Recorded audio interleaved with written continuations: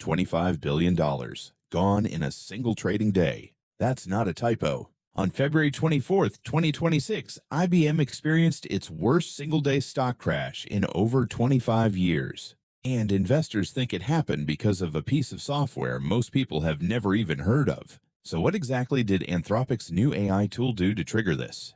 Let me explain. IBM makes an absolute fortune, billions, helping Fortune 500 companies update systems running on COBOL. That's a programming language from 1959. Here's the wild thing. If you used an ATM today, COBOL was involved. If you swiped a credit card, COBOL processed it. This dead language from the Eisenhower era still moves over $3 trillion every single day. But now, Anthropic's new Claude Code can automate the most expensive part of modernizing these ancient systems. And suddenly, IBM's most profitable division has a massive target on its back. Let's talk about COBOL, Common Business-Oriented Language.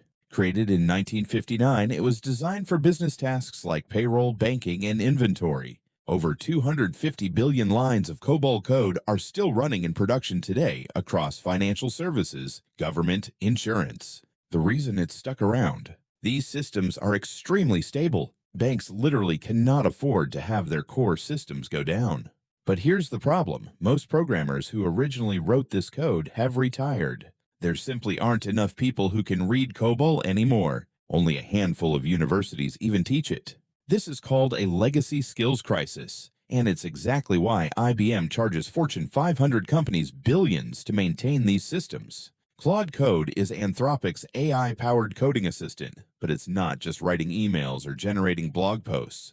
The latest version can read, understand, and modify actual code, including ancient languages like COBOL and Fortran. It can analyze massive code bases in seconds, trace execution paths, map data flows, and uncover hidden dependencies that make modernization incredibly risky. Anthropic put it simply: the developers who built these systems retired years ago, and the institutional knowledge they carried left with them.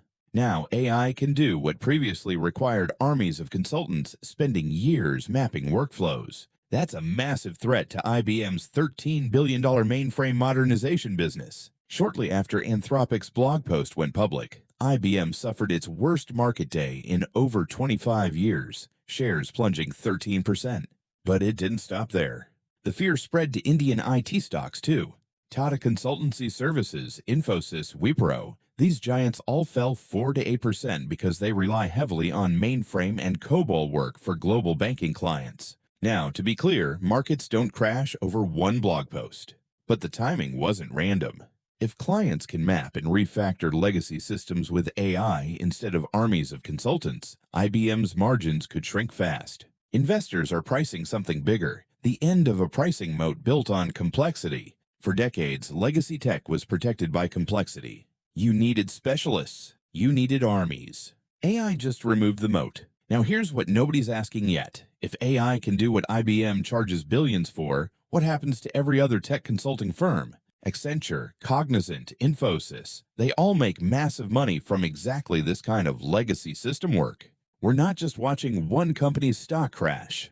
We might be witnessing the first domino fall in a complete transformation of the $500 billion IT services industry. The question isn't whether AI touches legacy tech work. It's whether it compresses a decade of change into 2 years. If AI can now do what IBM charges billions for, what happens to every other tech consulting firm? Are we watching the beginning of the end for the entire legacy tech industry, or will human expertise always be needed for high-stakes systems? And, more importantly, if AI can crack the most complex, oldest code in existence, what can't it do? Drop your thoughts below.